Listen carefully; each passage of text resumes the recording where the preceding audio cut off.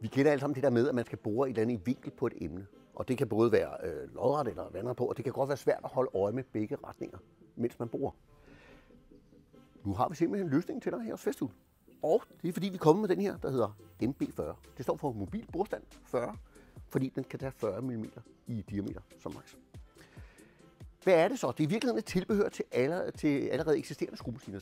Så det vil sige, dine skruemaskiner, du har fra Festool, der kan du komme den på, ligesom de forsatser, du kender i dag. Så det du gør, det er, at du sætter skruemaskinen på, låser den, og så sidder den fast på. Og nu er det pludselig ligesom en søjleboremaskine. Altså du kan mobilt tage med dig rundt. Og det vil sige, at du kan både gøre det lodden, eller du kan også gøre det helt fra siden. Men det den gør, den sikrer, at du kommer vinkret på.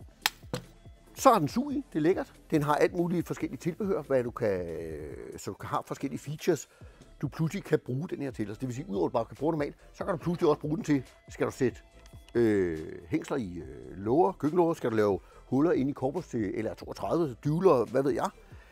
Så findes der forskellige tilbehør til det her.